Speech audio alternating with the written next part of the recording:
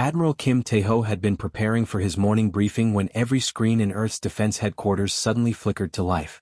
The routine reports about supply shipments and patrol schedules vanished, replaced by an incoming transmission that would change everything. His coffee cup fell from his hand as he recognized the imperial seal of the Zephyrian Galactic Empire burning across the displays. Captain Lee So-min rushed to her station, her fingers flying across the control panel. "Sir, this is being broadcast simultaneously to every inhabited world in the galaxy. We're receiving it on all frequencies." The image stabilized, revealing Supreme Commander Veltar in all his terrifying glory. The alien stood nearly 8 feet tall, his gray skin stretched tight over a skeletal frame. 6 arms moved with fluid precision, each ending in claws that had signed countless death warrants. His 3 eyes glowed with malevolent satisfaction as he gazed directly into the camera. "Citizens of the galaxy," Veltar began, his voice carrying the weight of absolute authority. The translation devices throughout Earth converted his words into dozens of human languages, but the cold menace needed no translation. "Today you witness the natural order of the universe. The strong rule. The weak serve. Those who resist are eliminated." Kim felt his blood turn to ice as the camera pulled back, revealing the massive execution chambers behind the Zephyrian commander. Row after row of transparent cells stretched into the distance, each one containing human prisoners. He could see their faces clearly: young soldiers who had fought bravely at Kepler 442, civilian engineers who had been captured during the evacuation, even children who had been in the wrong place when the Empire struck. Lieutenant Choi Min-soo burst through the command center doors, his face pale with shock. "Admiral, we're getting reports from every major city. The broadcast is playing on every screen, every device. They can't shut it off." So-min gripped her console so tightly her knuckles turned white. She had friends among those prisoners, fellow officers from the academy, people she had served with for years. "Those are our people," she whispered. 7 million of our people." Veltar raised one of his clawed hands, and the execution chambers began to fill with a pale green gas. The humans inside pressed against the walls, some screaming silently behind the transparent barriers, others holding their loved ones close. Children clung to their parents as the poison spread through each cell with methodical efficiency. 7 million human lives, Veltar announced with the same tone he might use to discuss the weather, eliminated to demonstrate the Empire's resolve. These creatures dared to resist our expansion into their pathetic star system. This is the price of defiance. The cameras lingered on each chamber as the humans inside collapsed one by one. Kim watched a young mother shield her daughter until her final breath. He saw an elderly man who looked exactly like his own grandfather standing proudly even as the gas took him. These were not just statistics or casualties of war. They were individuals, each with hopes and dreams and families who would never see them again. Director Park Min-ho of Earth Intelligence stood in the doorway, his usually composed demeanor shattered. He had been in charge of gathering information about human prisoners since the Battle of Kepler 442. 4 months, he had filed reports estimating their numbers, analyzing potential rescue missions, maintaining hope that diplomatic solutions might be found. Now he watched helplessly as every person on his list died before his eyes. "The remaining 12 billion humans on your world," Veltar continued, turning back to address the camera directly, "have 72 hours to surrender unconditionally. Your ships will be destroyed, your weapons confiscated, your people relocated to serve the Empire's needs. Refuse, and you will join these dead fools in whatever primitive afterlife your species believes in." The broadcast showed one final sweep of the chambers, now filled with motionless bodies. Human beings who had awakened that morning thinking about their families, their duties, their hopes for survival and return home. Now they were nothing but evidence of the Empire's power and cruelty. "This transmission reaches every civilized world in the galaxy," Veltar said with obvious satisfaction. "Let all species understand that the Zephyrian Empire shows mercy to those who submit quickly and completely. Resistance brings only death." The screen went dark, leaving the command center in terrible silence. Kim stared at the blank displays, his mind struggling to process what he had witnessed. 7 million people dead in a matter of minutes, their murders broadcast like entertainment to billions of alien viewers across the galaxy. Captain Lee So-min broke the silence first. "Sir, we're receiving emergency communications from the President, the Joint Chiefs and every major world leader. They're all requesting immediate emergency council sessions." Park Min-ho stepped forward, his intelligence officer training finally overriding his shock and grief. "Admiral, this changes everything. The Empire just declared total war against humanity. They're not interested in conquest or subjugation anymore. They want complete extinction or absolute slavery. Kim stood slowly, feeling as if he had aged decades in the span of minutes. The weight of 12 billion human lives now rested on decisions that would be made in the next 72 hours. But as he looked around the command center at his officers, he saw something the Empire had not expected to find in humanity. They were not broken by this atrocity. They were not cowering in fear or preparing to surrender. Instead, he saw cold fury in their eyes, the kind of rage that came from witnessing the murder of innocents and knowing that justice demanded an answer. "Activate Protocol 7, Kim said quietly, his voice carrying absolute certainty. "It's time the galaxy learned what humanity really is." The emergency call went out at exactly 14:27 Geneva time. Within 6 hours, every world leader had arrived at the United Earth Council chambers, their faces grim with the weight of what they had all witnessed. President Choi Hyejin stood at the head of the massive circular table, her hands resting on a stack of files marked with the highest security classifications. Prime Minister Johnson of the European Federation leaned forward, his voice shaking with barely controlled anger.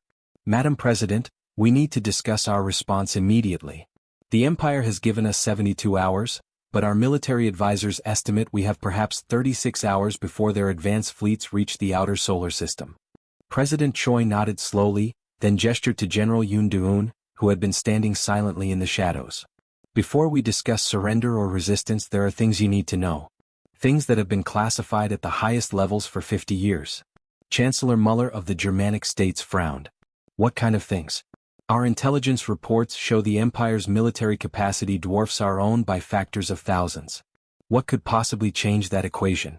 General Yoon stepped into the light, her uniform bearing insignia that none of the civilian leaders recognized. "Everything you think you know about Earth's military capabilities is wrong. Deliberately wrong." She activated the holographic projectors built into the table, and suddenly the chamber filled with three-dimensional images of the solar system. But this was not the solar system any of them thought they knew. Massive structures appeared in the asteroid belt, hidden behind carefully maintained energy shields. Shipyards the size of small moons orbited beyond Pluto, their construction docks filled with vessels that looked nothing like the simple ships humanity had shown to alien observers. Prime Minister Chin of the Asian Alliance gasped. "Those are our facilities? How is this possible? The budget allocations never showed construction on this scale." "Black budget," President Choi replied quietly.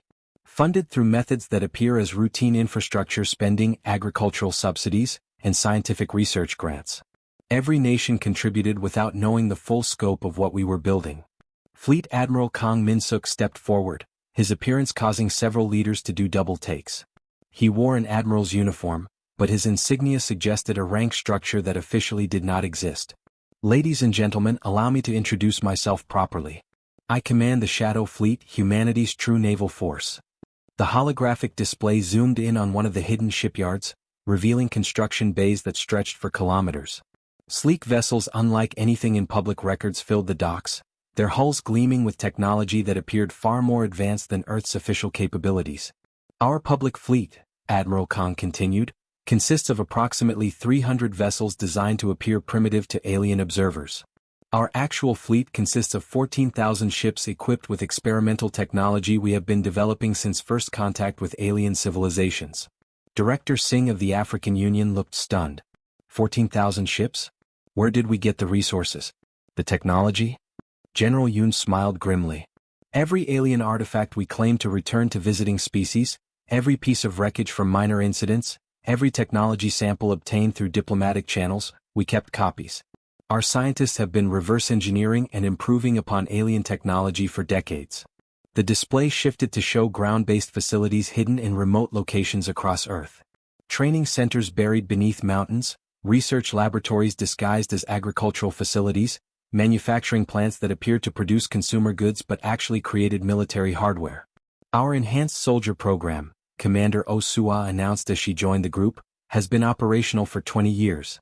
3 million volunteers have undergone genetic optimization, cybernetic enhancement, and neural conditioning that allows them to operate at levels that exceed any known alien military."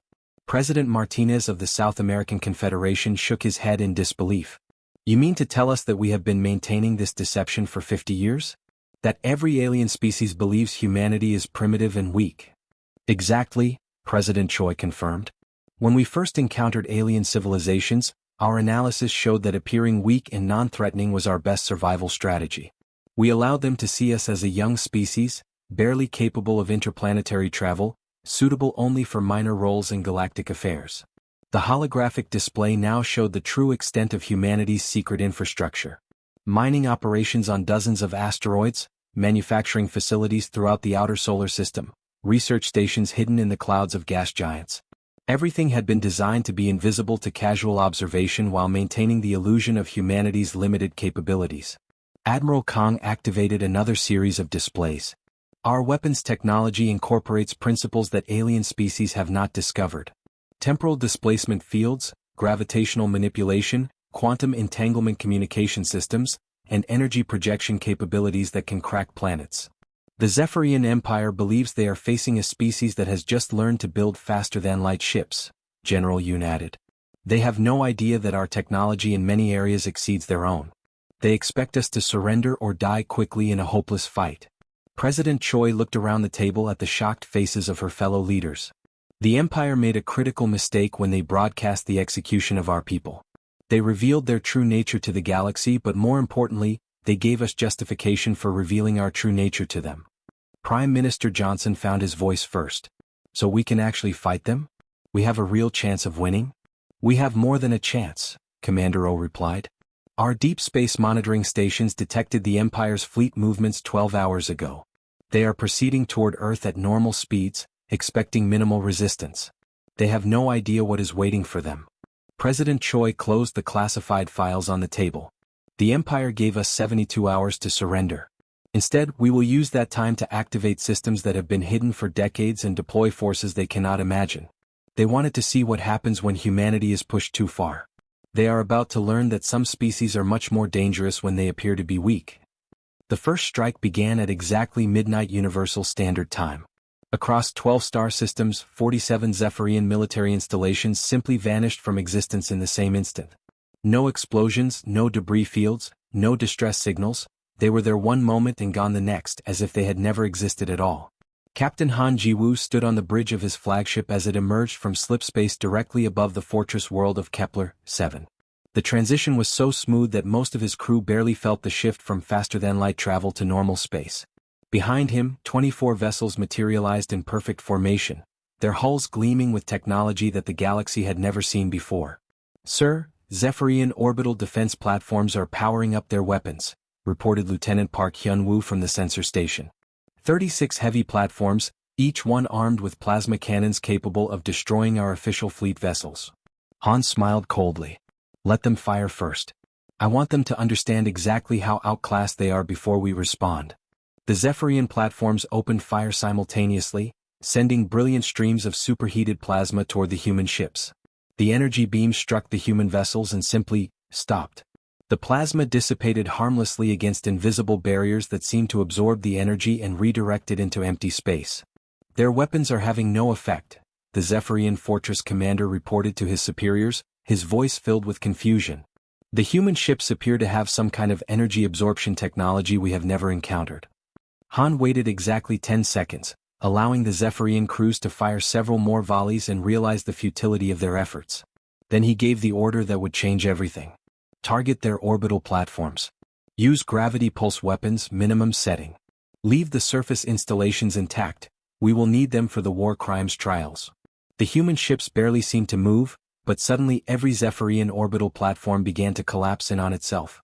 The massive structures, each one the size of a small city, were crushed into tiny spheres of dense matter within seconds. The gravitational forces involved were so precise that nearby spacecraft were completely unaffected, but the platforms themselves were reduced to objects no larger than marbles. On the surface of Kepler-7, Major Bae Sujin led the first human ground forces to set foot on an alien world in combat. Her soldiers moved like ghosts through the Zephyrian defensive lines, their enhanced physiology allowing them to operate in the planet's harsh environment without protective gear. Where unmodified humans would have died from the toxic atmosphere and crushing gravity, her enhanced troops moved with perfect efficiency. Enemy forces are retreating from sectors 7 through 12, she reported to Admiral Lim Junho aboard the flagship.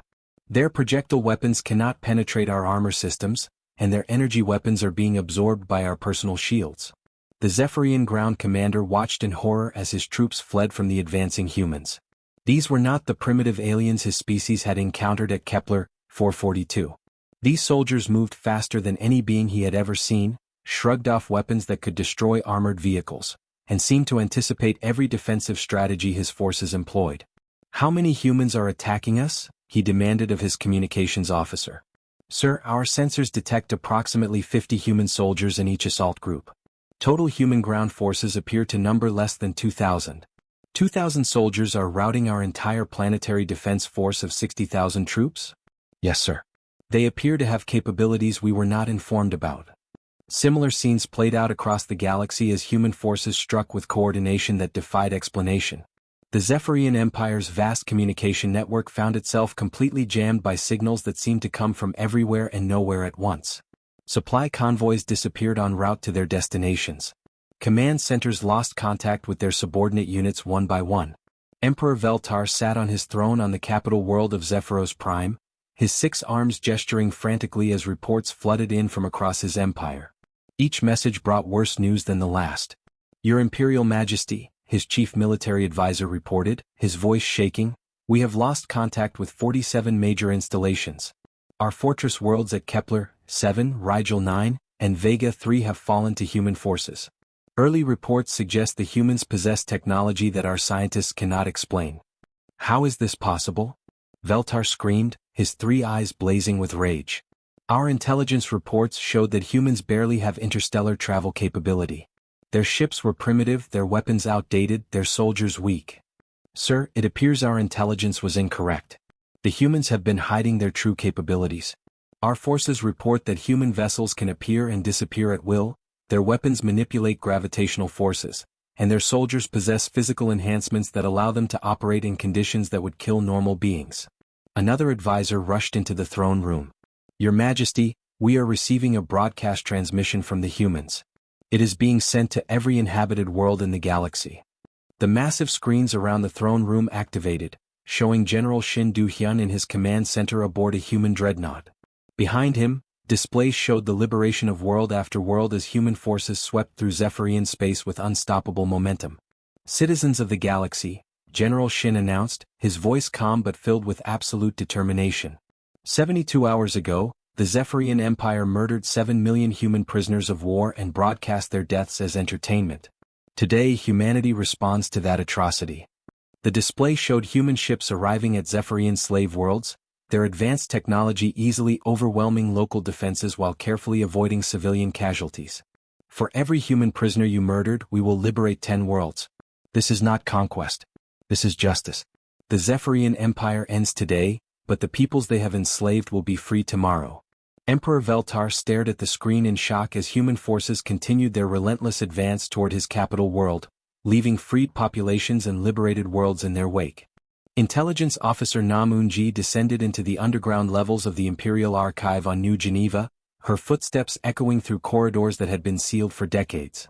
The human liberation of this world had been swift and decisive, but what she discovered in the depths of the Zephyrian record-keeping facility would change everything the galaxy thought it knew about the Empire.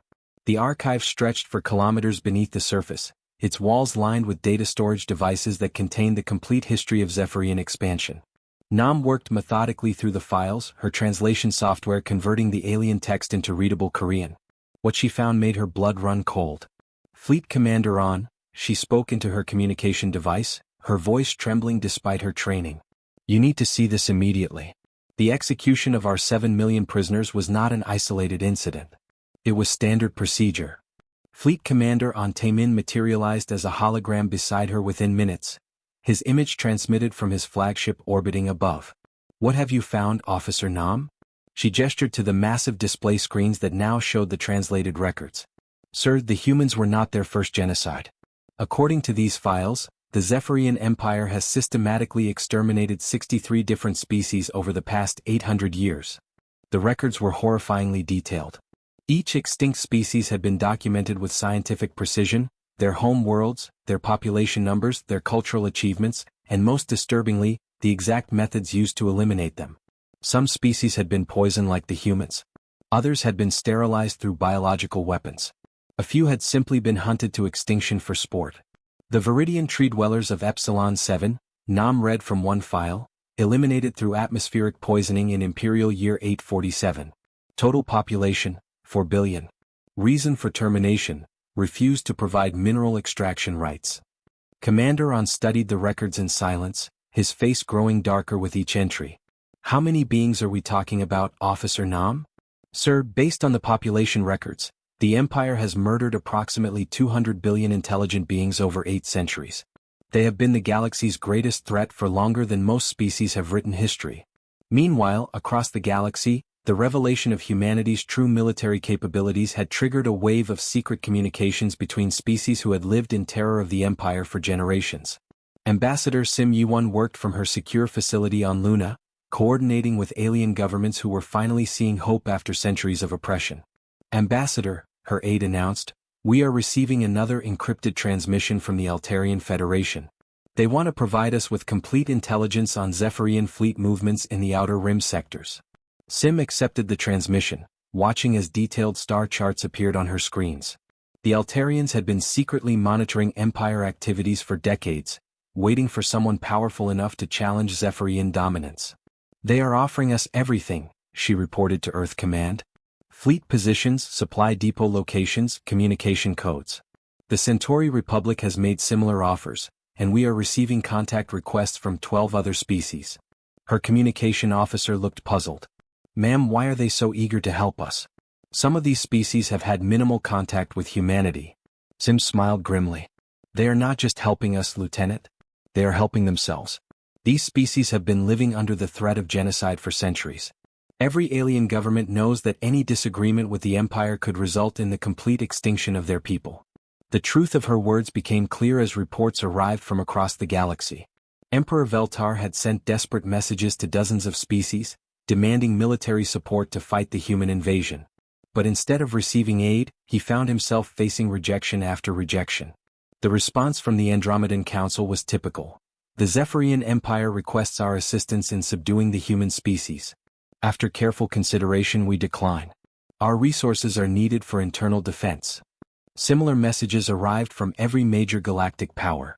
None wanted to risk angering the humans, who had demonstrated technological superiority that made the Empire's forces look primitive.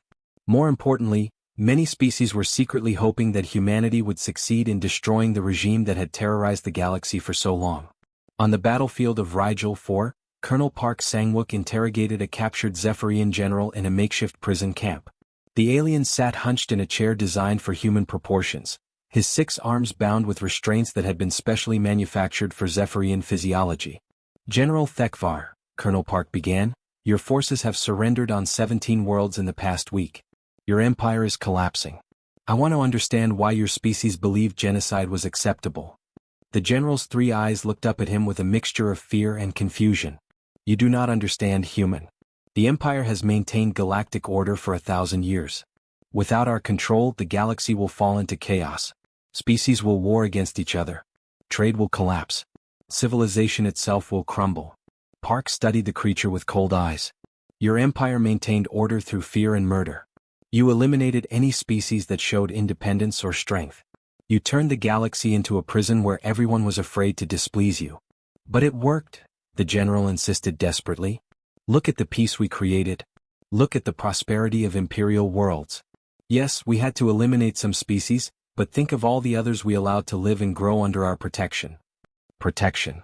Park's voice remained calm, but his eyes showed the fury he felt. You murdered 200 billion beings over 8 centuries. You broadcast the execution of 7 million humans as entertainment. You call that protection? The general broke down completely, his alien features contorting with what might have been grief or terror. What will happen to us? What will happen to our species when your war is over? Park stood up, preparing to leave. That depends on whether your people choose to be part of the solution or remain part of the problem.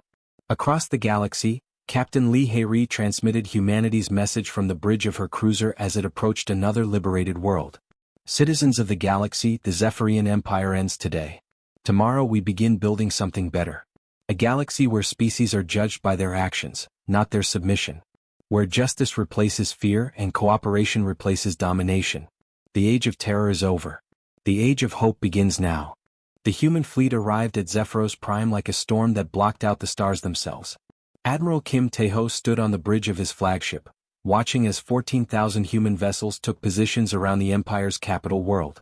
The twin suns that had illuminated this system for billions of years disappeared behind the massive hulls of human dreadnoughts, casting the planet into an artificial twilight. Emperor Veltar pressed his face against the crystal windows of his palace, his three eyes wide with terror as he counted the ships surrounding his world. His military advisors had fled days ago when the outer defense systems fell without firing a single shot. Now he stood alone in his throne room, watching the end of an empire that had ruled the galaxy for 1,000 years. "Your Imperial Majesty," his communication officer reported with a trembling voice, "the humans are requesting your surrender. They promise that civilian populations will not be harmed if you order all military forces to stand down immediately." Veltar laughed bitterly. "Surrender? Do they not understand that emperors die with honor rather than live in shame? Execute the prisoners in the lower levels. If I am to fall, I will take as many humans with me as possible." But when his guards went to carry out the order, they found the prison levels empty. Human soldiers had somehow infiltrated the most secure areas of the palace and evacuated every prisoner without triggering a single alarm. The humans had been inside his stronghold for hours, perhaps days, without anyone knowing they were there. Admiral Kim watched the planetary defense shields flicker and die as human technology simply walked through the Empire's most advanced defenses. "Begin the final assault," he ordered quietly. "Minimal casualties. We need the infrastructure intact for the tribunals." The battle for Zephyros Prime lasted exactly 18 hours, but most of that time was spent waiting for Zephyrian forces to realize their situation was hopeless. Human ships moved through the planet's defenses like ghosts, disabling weapon systems without destroying them, capturing strategic positions without firing shots that would harm civilian areas. When the last Zephyrian military unit surrendered, Veltar found himself face to face with human soldiers in his own throne room. He straightened his spine and lifted his chin, preparing for the traditional execution that awaited defeated emperors. "I am ready to die," he announced with as much dignity as he could manage. "Make it quick." The lead human soldier, a young captain named Lee Jin-ho, looked confused. "Sir, we are not here to execute you.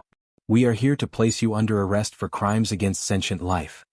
Instead of a warrior's death, Veltar was escorted to a transport ship and taken to a courthouse that human engineers had constructed in orbit above New Geneva.